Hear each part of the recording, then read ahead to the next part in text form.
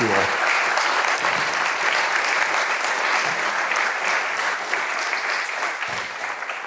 Well, thank you very much, everybody, for that very warm welcome. I've enjoyed my visit here immensely. Yesterday was my first time in Prague, and as you heard, I lived in Paris for 3 years, getting my doctorate. I've lived and studied in Rome. I've seen all the great cities of Europe, certainly, and I'll say it without hesitation. I think Prague is the most beautiful city in Europe.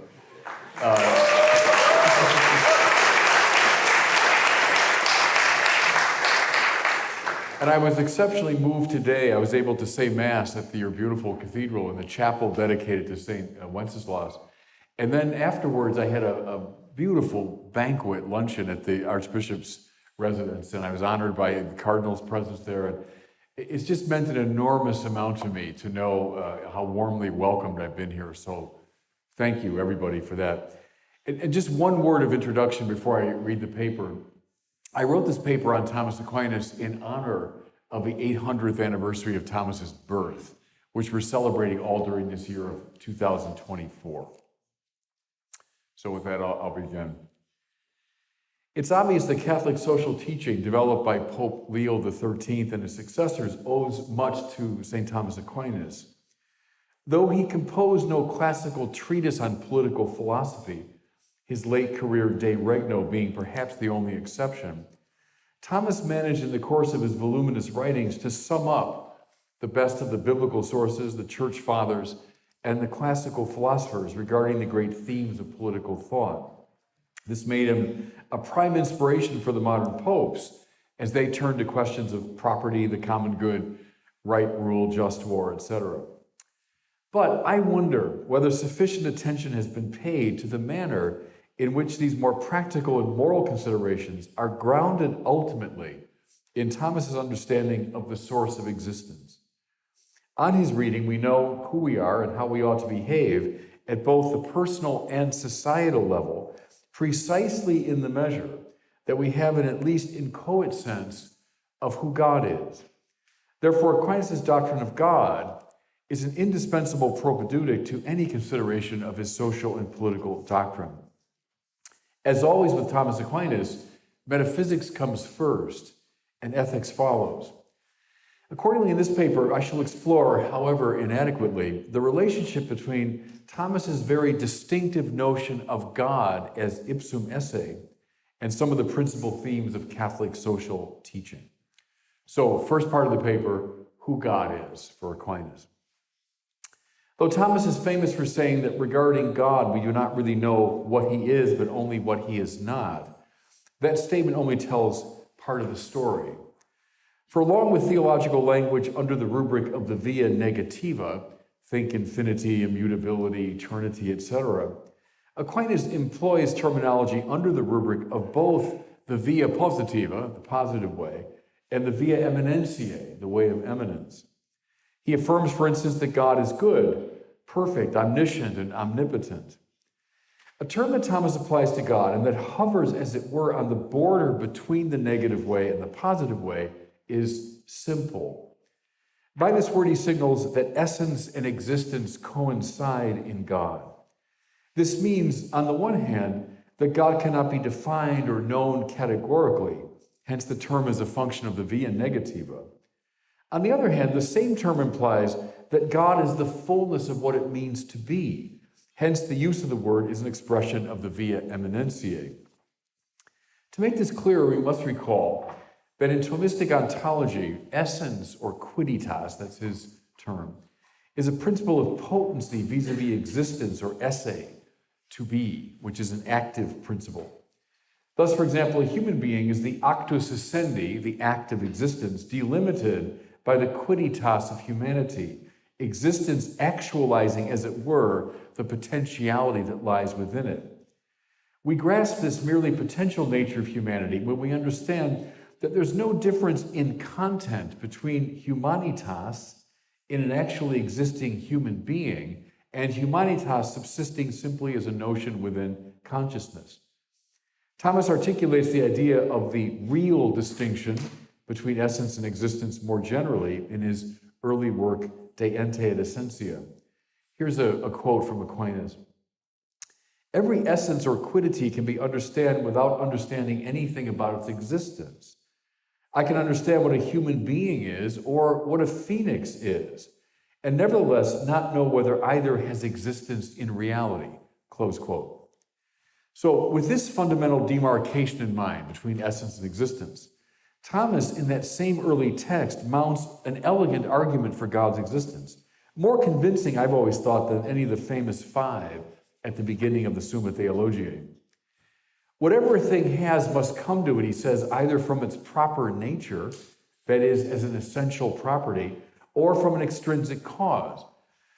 Hence, to use his famous example, risibility, the capacity for humor, pertains to a human being by nature, whereas light obtains in the atmosphere only through the ongoing influence of the sun. But with anything marked by a real distinction between essence and existence, its act of to be cannot belong to it properly. It must therefore have received this act of being through an extrinsic efficient cause. I'm quoting again from Thomas. And since everything that is through another is reduced to that which is through itself as to a first cause, there must be something that is the cause of existence in all things, in that this thing is existence only. His term, ipsa est esse tantum. It's the sheer act of to be. If we might put this in a pithy formula, that which merely has being, anything we experience in the world, is reduced finally to that which is being, that whose very nature is to be. The conclusion of the demonstration is that there's a reality in which essence and existence coincide, or better, something that's utterly unmarked by even a trace of potentiality. Hence Thomas's famous description of God as actus purus. Now, what should be clear is that this ultimate metaphysical ground cannot be construed as one existent among many, not a type of being at all. As Thomas states, I think startlingly enough in the Summa Theologiae, this reality is not in any genus, even the genus of being. And this is why, throughout his career, Thomas prefers the term ipsum esse subsistens, the subsisting act of being itself for God, rather than en summum, highest being, which would designate the most impressive item in the set of all beings. Here, Thomas's theological language is congruent with St. Anselm's description of God as id quo maius cogitari nequit, that than which nothing greater can be thought. For the reality signified by that descriptor could not simply be the highest being, since the highest being plus any other being would be greater than the highest being alone. With respect to Anselm's description, God plus the entire world is not greater than God alone. My former professor, Robert Sokolowski, expressed the same idea as follows, quote, after creation, there are indeed more beings, but not more perfection of esse, close quote. Now, lest we think that this is a purely philosophical speculation, we must recall that Thomas consistently correlates this manner of speaking of God with the self-revelation of God offered in the book of Exodus. When Moses inquires of God his name, he's asking a commonsensical question. Which God are you? He's endeavoring, reasonably enough, to put this mysterious speaker into some set of categories. The famous divine answer, I am who I am, is designed to undermine the legitimacy of the question when posed in regard to God. Thomas parses the response in terms of the essence-existence metaphysics. God's essence, what he is, simply is his existence. In David Burrell's language, to be God is to be to be. Now, following from that, a creation metaphysics. From these high theological claims regarding the nature of God, a number of conclusions can be drawn with respect to the created order.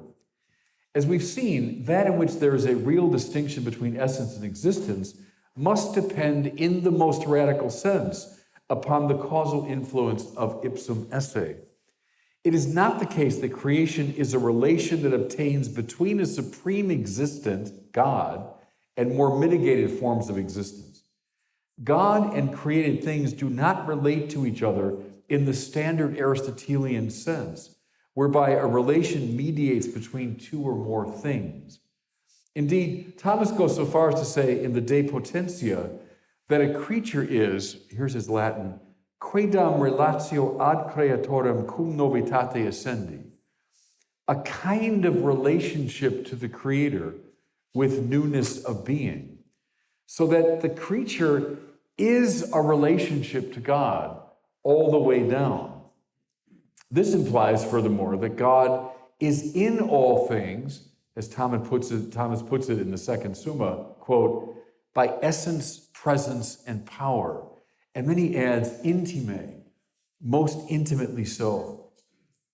Not an event sequestered at the beginning of time, creation is indeed continual, creatio continua, Aquinas says. God sustaining the universe moment to moment.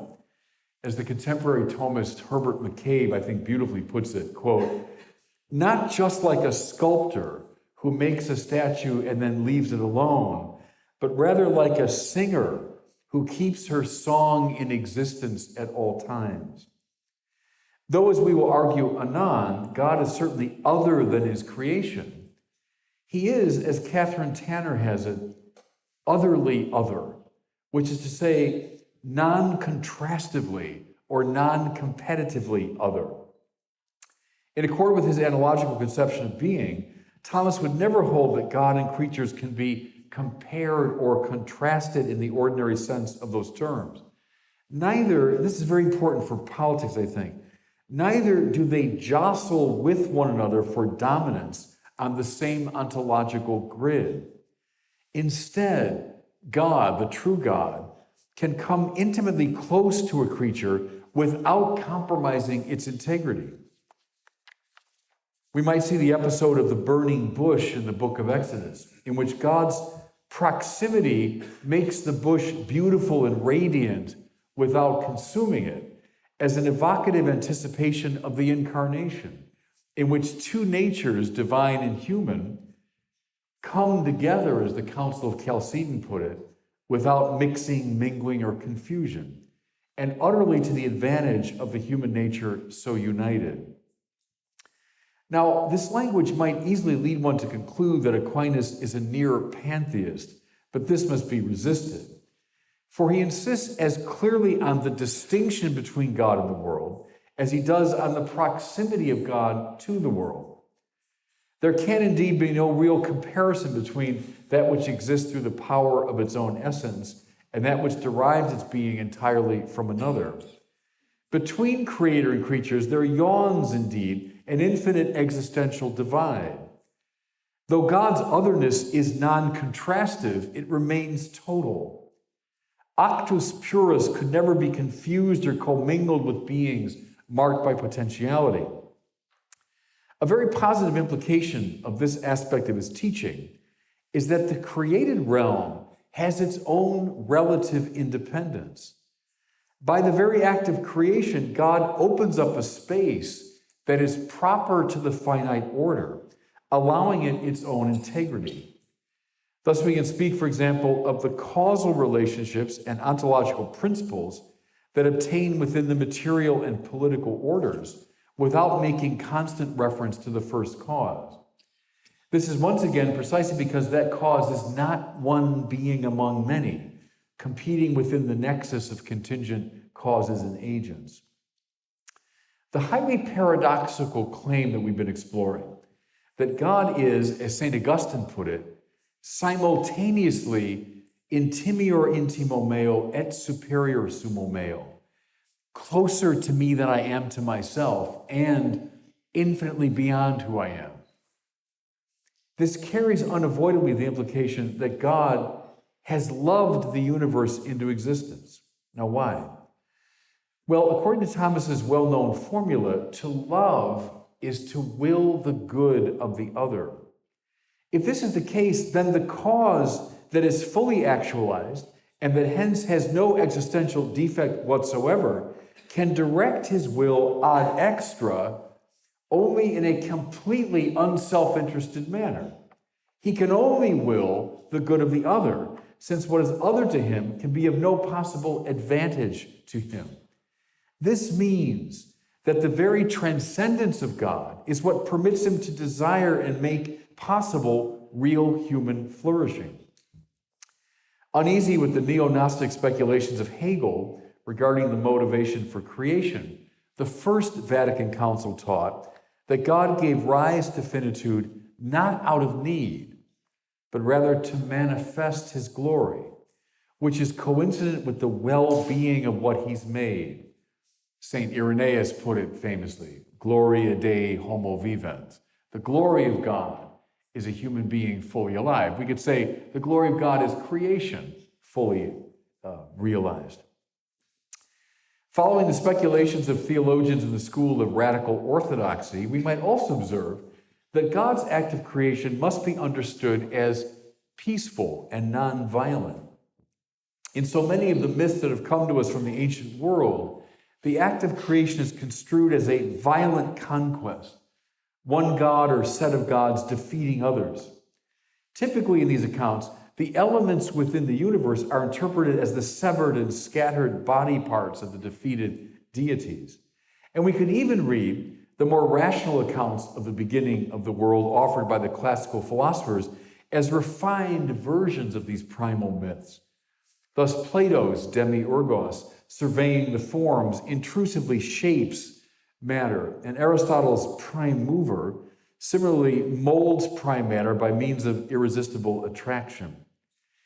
But Ipsum Esse, and this is the point, Ipsum Esse, who brings every aspect of finitude into being ex nihilo, cannot even in principle intervene or interfere aggressively, manipulating something in the act of creation. Rather, it takes place non-violently.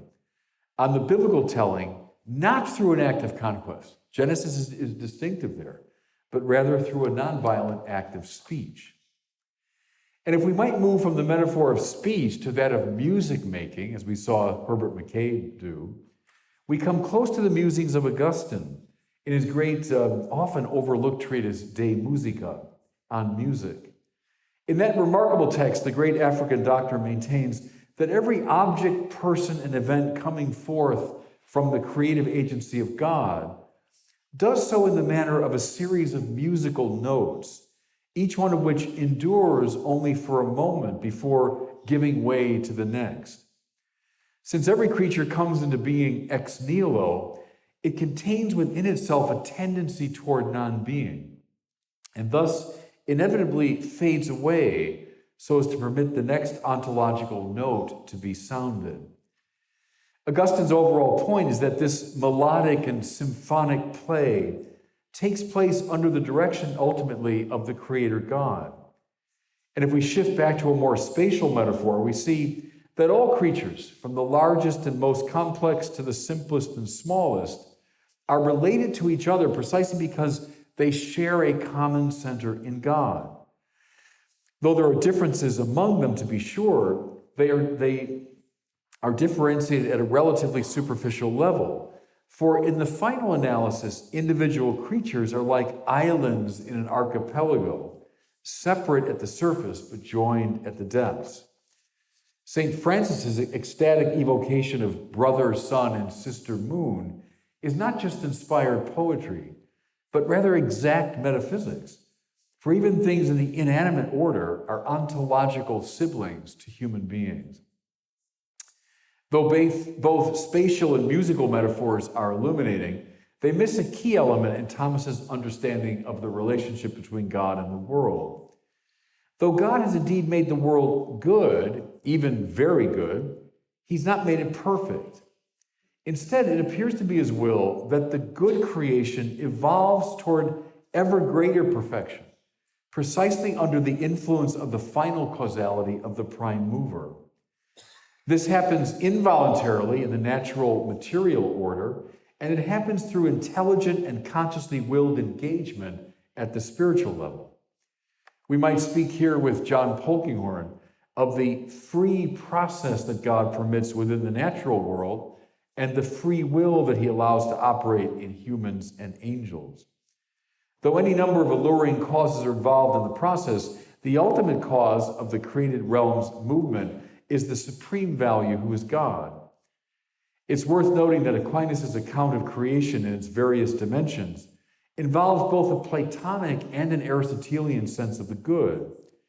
You know, on Plato's reading, the good is that which gives itself, bonum difficivum sui, in the scholastic rendering of the principle. And on Aristotle's, the good is that which attracts by its perfection. For Thomas, God is good in both senses, seen under the rubric respectively of efficient and final causality.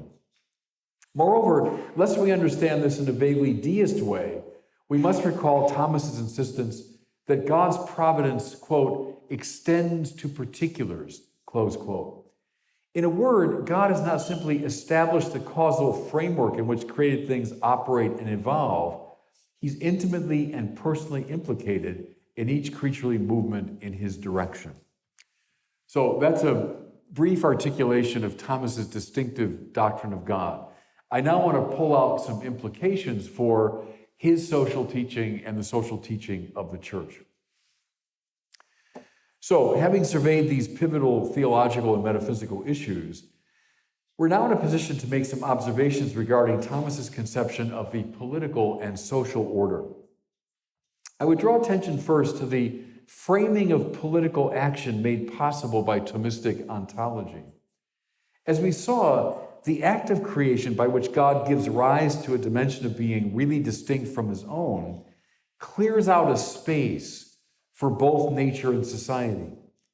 Instinct-based evolution can happen within the material world, and voluntary evolution can happen within the human body politic. At the same time, the created universe is not independent of God or set conventionally over and against God, as the deists might have it. Rather, as we've seen, Ipsum Esse functions non-competitively as both sustaining efficient cause and alluring final cause of all created things. As an illustration of the paradox, it might be instructive to consult the narratives in 1st and 2nd Samuel in the Old Testament. Whereas in early biblical accounts, God involves himself in a straightforwardly interventionist way. Think of God simply appearing as an embodied being in some of the stories. In the later and theologically subtler Samuel accounts, God's activity is never in question, but the manner of his activity is indirect. It might be better to say that God is operating at a qualitatively different dimension of reality, permitting him to be present to our history without crudely manipulating it. One could legitimately interpret the entire sweep of the Samuel narrative in political or psychological terms, making perfect sense of all that happens to David. But then one is compelled by the narrator to appreciate the constant and yet non-competitive influence of God throughout. Now, this dynamic is on clear display in Aquinas' moral theory. The human will does not operate spontaneously or randomly, as some contemporary philosophers seem to hold. Rather, it's always moved by certain values that appear to reason, namely, to give a few examples from Thomas, preservation in existence, sexual intercourse, the raising of children, living in society, and finally, knowledge of truth, especially truth regarding God. Hence, for Thomas, authentic freedom is never just self-determination. That's how we tend to see it. Rather, it's a kind of disciplining of desire so as to make the achievement of these goods first possible and then effortless. Following Aristotle, Thomas argues that this disciplining takes place through habituation that conduces to virtue. Thus, what informs the moral life at every stage is a hierarchy of objective values, all under the aegis of the non-competitive supreme good, who is God. Now, we can extrapolate from morality at the individual level to consider morality at the level of the body politic. Following a number of classical prompts, Aquinas holds that human beings form communities for pragmatic reasons at first, most notably to divide labor and responsibilities so as to care for bodily necessities. However, the purpose of coming together in community transcends these practical considerations and becomes a properly moral enterprise. The collectivity of citizens pursuing the ethical ends of friendship and the cultivation of virtue, the maintenance of justice and peace, and finally, the right worship of God. It's in this context that Aquinas speaks of law in the proper sense, as a command of reason whose end is the common good. But what is this common good but the attainment of these very values just named, which can be shared by everyone in the society without being diminished? Law, rightly promulgated, leads to habituation, which leads to virtue, which leads finally to the attainment of a shared happiness or participation in the highest good. Here's Aquinas. Now, the first principle in practical matters, which are the object of the practical reason, is the last end. And the last end of human life is bliss or happiness. The law must needs regard principally the relationship to happiness. Moreover, since every part is ordained to the whole, and since one man is part of the perfect community, the law must needs regard properly the relationship to common happiness. It's a marvelously pre-modern understanding of law, it seems to me. Not just a matter of protection of rights, but of orientation to the ultimate good. In this entire discussion, we see the role that Ipsum Esse plays in the determination of political life. The God who is in all things by essence, presence, and power is in the body politic non-competitively as the ever-present final moral cause.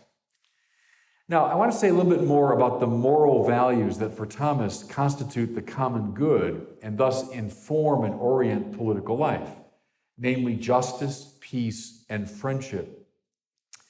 Following Augustine, Aquinas argues that peace is the tranquillitas ordinis, the tranquility that follows from right order, and hence amounts to the reestablishment of the original order of creation. As such, it is right relation to justice. And friendship is an expression of the love that ought to obtain among human beings.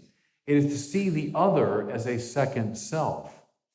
And what is this but the living out of the fundamental metaphysical truth that we are always already connected to each other through God? It is not the least bit accidental that the social contract theories of political life that emerged from Hobbes, Locke, and Rousseau were predicated upon an entirely different metaphysics from the one that we've been considering. When the participation ontology of Aquinas broke down under the influence of late medieval nominalism and Scotus's univocal conception of being, God indeed became a sort of supreme being among many. And the link, therefore, that all created things had to each other through God became compromised. Thus, political thinkers of a more modern stripe commenced to conceive of society as a collection of individuals motivated by self-interest and brought together artificially through contractual arrangement. And the purpose of law and government were no longer the inculcating of virtue and the orientation of society toward peace, friendship, and the worship of God, but rather the avoidance of the state of war. Think of Hobbes and after him Locke. But the political system predicated upon the sort of participation metaphysics that endorsed by Aquinas remains entirely moral in its purpose and conditioned by a relationship to the summum bonum, to the highest good. It is accordingly not simply protective, like so many of the modern theories, but morally directive. Following the great contemporary Thomist Serve Pincair's, we should note that Aquinas articulates the moral structure of political life not simply in these Aristotelian terms of habit, virtue, and law, but also using the language and conceptuality of the Beatitudes. Some of the Beatitudes, he argues, have a negative purpose, which is to say they direct us away from those preoccupations that tie the soul to lower goods. Thus, we're told the poor in spirit are blessed, because they're being weaned away from material possessions. As are those who mourn, for they are discouraged from finding happiness in sensual pleasure. As are the meek, for they realize that power does not ultimately satisfy the soul. And we're further informed in a more positive vein that those who hunger and thirst after justice are blessed, as are those who actively work for peace.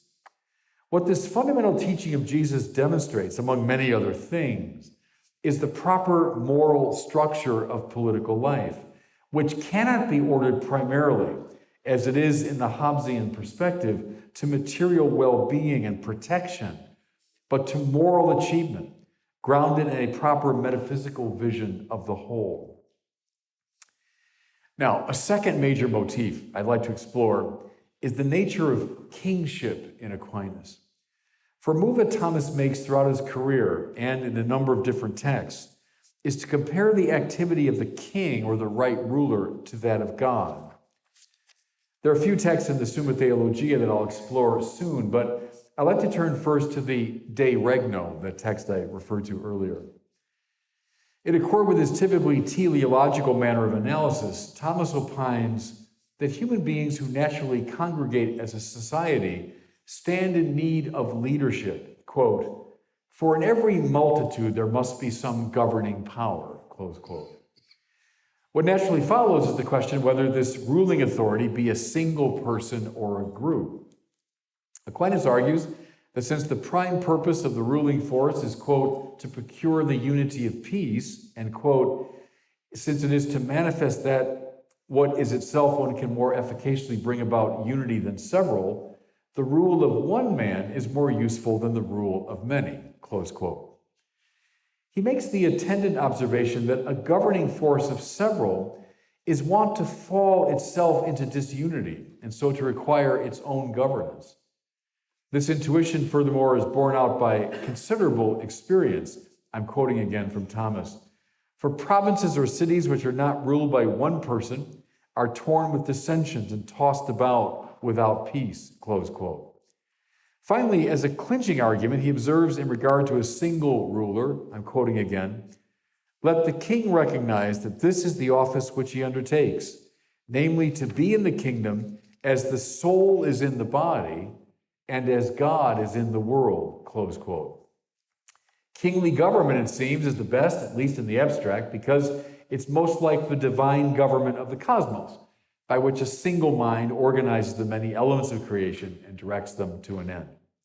Now, having made this point rather emphatically, Thomas immediately adds a very important qualifier. As long as the king rules in the manner of God, which is to say, for the sake of the good of those over whom he rules. What marks God's way of dealing with what is external to himself, as we have seen, is love, willing the good of the other.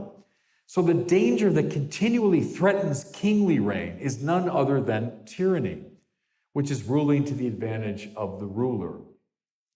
It's almost an obsessive preoccupation of the De Regno to warn of the menace of tyranny, making its author sound, I think at times, almost like an 18th century revolutionary. Quoting again from Thomas, "The dominion of the tyrant is the worst. Tyranny is more harmful than oligarchy. Therefore, this kind of government, tyranny, is to be avoided." I'm still quoting, "Keep far from the man who has the power to kill." So considering these evil effects of tyranny, King Solomon says, "When the wicked reign, men are ruined. And like a roaring lion or a charging bear is a wicked ruler over a poor people," close quote. And this is, of course, why Aquinas argues that in concreto, the optimal form of rule is a mixed government, combining elements of the regal, the aristocratic, and the popular. His clearest articulation of this teaching is found in the discussion of the Old Testament law in the Prima Secundae. I'm quoting again, "A kingdom is the best form of government, so long as it is not corrupt." He emphasizes, moreover, that, quote, "Since the power granted to a king is so great, it easily degenerates into tyranny, unless he to whom this power is given is a very virtuous man," close quote. But since virtuous people are never thick on the ground, realistically speaking, I'm quoting again, "the best form of government is in a state or kingdom where one is given the power to preside over all, while under him are others having governing powers. And yet a government of this kind is shared by all, both because all are eligible to govern and because the rulers are chosen by all, close quote. This last text, I think, is a fascinating anticipation of the political arrangements that emerged indeed in the 18th century. Within my own American context, I can recognize readily enough the mutually correcting play between chief executive, something like a king, the Senate, something like an aristocracy, and the House of Representatives, elected most directly by the people.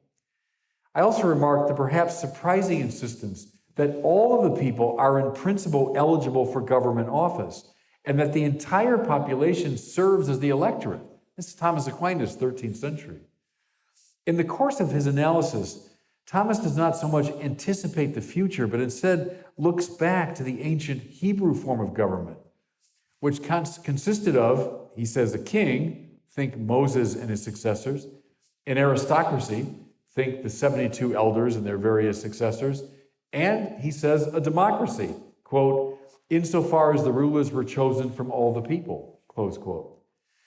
For our purposes, the most important point is that the mixed government is intended to check the excesses of a king, guaranteeing that he rules for the sake of the people, and hence in imitation of Ipsum Esse's loving governance of the universe.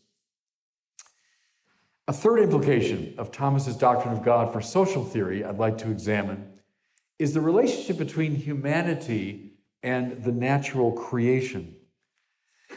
Shaped by his biblical vision and by his metaphysical account of Ipsum Esse's rapport with the created order, Thomas certainly affirms the interconnectedness of all things and the signal importance of the material world. Remember that a major feature of his embrace of Aristotelianism as a young man was a turning toward the physical rather than away from it, which would have been a tendency in the more Platonizing theologians who preceded him. The sheer goodness, variety, and fecundity of nature he takes to be expressive of the infinity and intensity of the divine perfection. In his encyclical Laudato Si, Pope Francis evokes Thomas precisely on this score. I'm quoting now from the Pope.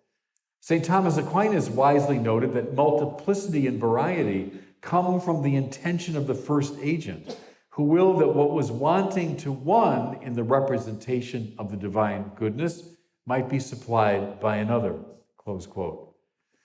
Aquinas famously comments that we come to know God through two books, the book of the Scriptures and the book of creation, both of which express God's word. Like his biblical and patristic forebears, he appreciates salvation as taking place within a properly cosmic context, the incarnation saving not only human beings, but in one sense the entirety of creation. This view is given particularly rich expression in the opening verses of the book of Genesis. In insisting that God created earth, planet, sun, ocean, and animals, Genesis was, on the one hand, dethroning these elements, all of which at various times and in various cultures were worshipped as deities. But on the other hand, it was demonstrating the role that they legitimately play within the scope of God's providence.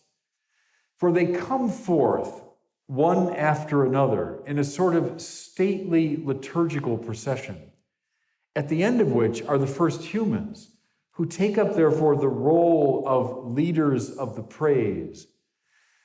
Eden is properly understood, I think, as a primal temple, and the first humans as priests, and the rest of creation as the choir singing a hymn of praise to the Creator. Once again, since Ipsum Esse has no ontological deficit, the praise offered to him by creation adds nothing to his greatness, but redounds to the benefit of those who offer it. The Jerusalem temple, which was decorated inside and out with symbols of the non-human creation, symbolically expressed the way in which the entire cosmos cooperates with the sacrifices that Israel made to God. This biblical and pre-modern vision of a deep integration between humanity and the cosmos gave way, it seems to me, at the dawn of the modern period. Once again, the breakdown of a metaphysics of participation had a good deal to do with this. But a principal consequence of the shift is that nature came to be seen as an object for human manipulation, something to be mastered. That's Descartes. Or in the still alarming language of Francis Bacon, a victim to be tortured so that it might reveal its secrets. A huge shift between Aquinas' sense of nature and this modern sense. Pope Francis, again, speaks frequently in Laudato Si of what he calls the technocratic paradigm, namely one that, I'm quoting from the Pope here, exalts the concept of a subject who, using logical and rational procedures, progressively approaches and gains control over an external object. This method might be construed as appropriate within a purely scientific context, though even there Goethe's challenge to the aggressive style of Newtonian science would have to be taken into consideration. But certainly when applied to human beings or to the environment as a whole, its dangers and inadequacies appear quickly enough. Here's again from Laudato Si.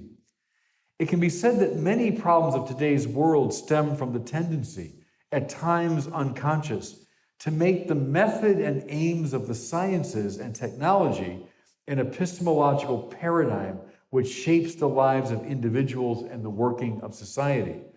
The effects of imposing this model on reality as a whole are seen in the deterioration of the environment, close quote.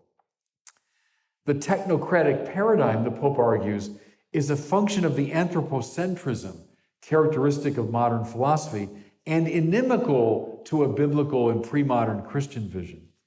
I'm quoting again, anthropocentrism has paradoxically ended up prizing technical thought over reality, since the technological mind sees nature as an insensate order, as a cold body of facts, as a mere given, as an object of utility. It views the cosmos as a mere space into which objects can be thrown with complete indifference, close quote.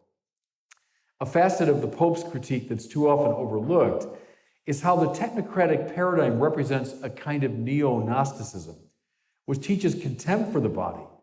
And when the body becomes simply an object of manipulation for the rational ego, abortion, euthanasia, transgenderism, etc., become acceptable moral options. Once again, for Pope Francis, and I would argue for Aquinas, these ethical observations are made in light of more fundamental theological commitments. Harkening back to the Middle Ages, to Bonaventure, the great Franciscan doctor, the Pope comments that since all things come from God, and since God is a community of persons in relation, all finite reality is marked by connectivity. And again, we saw that in Aquinas. More precisely, I'm quoting again, the divine persons are subsistent relations, and the world created according to the divine model is a web of relationships. Creatures tend toward God, and in turn, it is proper to every living being to tend toward other things, so that throughout the universe, we can find any number of constant and secretly interwoven relationships, close quote. Everybody, that's the language of the pre-modern metaphysical tradition, not the language of post-Cartesian modernity. Now, one final conclusion regarding social theory I want to draw from Thomas's theology of God has to do with what he calls the universal destination of goods. A first text to consult is question 22 of the Prima Pars of the Summa, which deals with divine providence. In response to the question whether God's providence extends to all things, Aquinas says, quote, the causality of God, who is the first agent, extends to all being, not only as to constitutive principles of species, but also to the individualizing principles. Hence, all things that exist in whatsoever manner are necessarily directed by God towards some end. This means that all finite being is under the direction of Ipsum Esse. In a word, the world and all that's in it belongs to God. Were God construed in the typically deist manner, we might speak of certain things or certain dimensions of creation escaping from his purview and control. But such a view is irreconcilable with participation metaphysics. From this consideration, we can turn to the matter of the legitimate use and ownership of the goods of the earth. In question 66, Article 2 of the Secundae, Aquinas distinguishes with respect to property between what he calls the potestas dispensandi and the potestas procurandi. Following largely Aristotelian prompts, Thomas offers a number of arguments in support of the right to procure goods for oneself. But then he speaks of the usus or use of what one legitimately owns. Here's another quote. In this respect, man ought to possess external things not as his own, but as common, so that he's ready to communicate them to others in their need, close quote. Though it's stated in the laconic style typical of Aquinas, this idea is actually, I think, explosive. It's congruent with St. Ambrose's observation to the effect that if a man has 2 shirts in his closet, one belongs to him, the other to the man who has no shirt. And it corresponds to Leo XIII's teaching in Rerum Novarum that, I'm quoting again now from Pope Leo, once the demands of necessity and propriety have been met, the rest of what one owns belongs to the poor. I'm going to say that again. I think it's such a radical statement, but it's grounded in Aquinas. Listen again. Once the demands of necessity and propriety have been met, the rest of what one owns belongs to the poor. As the papal expositors of Catholic social teaching have propounded again and again, this principle is grounded in the fact that all things, moment by moment, come into being through the creative agency of God, and therefore belong to God, and are destined finally for his purposes. Pope Francis relied upon this Thomistic distinction in Fratelli Tutti. Along with all of his papal predecessors in the social teaching tradition, Francis clearly affirms the legitimacy of private property and of the entrepreneurial market economy. I'm quoting now from Pope Francis. Maybe this will surprise some people. Business activity is essentially a noble vocation, directed to producing wealth and improving our world. God encourages us to develop the talents he gave us, and he has made our universe one of immense potential. In God's plan, each individual is called to promote his or her development, and this includes finding the best economic and technological means of multiplying goods and increasing wealth. That's someone who's advocating the market economy. But then the Pope makes the corrective in light of Aquinas. I'm quoting now. Business abilities, which are a gift from God, should always be clearly directed to the development of others and to eliminating poverty, especially through the creation of diversified work opportunities. The right to private property remains a right, is always accompanied by the primary and prior principle of the subordination of all private property to the universal destination of the earth's goods, thus the right of all to their use, close quote. What's novel in Fratelli Tutti is the Pope's insistence that this distinction between ownership and use ought to apply not simply to individual moral agents, but to nations as well. I'm quoting again. Nowadays, a firm belief in the common destination of the earth's goods requires that this principle also be applied to nations, their territories, and their resources. Seen from the standpoint not only of the legitimacy of private property and the rights of citizens, but also of the first principle of the common destination of goods, we can say that each country also belongs to the foreigner, inasmuch as a territory's goods must not be denied to a needy person coming from elsewhere, close quote. As Pope Francis, but the theological principle is Aquinas's on the universal destination of goods. With that, just a quick word of conclusion. There's obviously much more we could say on this very rich topic. My hope is that these reflections have demonstrated the extraordinary relevance of Thomas's thought to the pivotal themes of Catholic social teaching. But above all, I trust they've demonstrated the necessary relationship between Thomas's ethical, political convictions and his doctrine of God. If we isolate his practical teaching from his insights regarding the source of existence, we run the risk of consigning his social thought to the conventional categories of left and right. And to be sure, those on both sides of the political divide today can claim him. The depth and consistency of his political thinking becomes apparent only when we understand him as a metaphysician, someone who saw beyond the beings to their transcendent source, only when we accept him as a kind of mystic of Ipsum Esse. Thanks, everybody, for listening.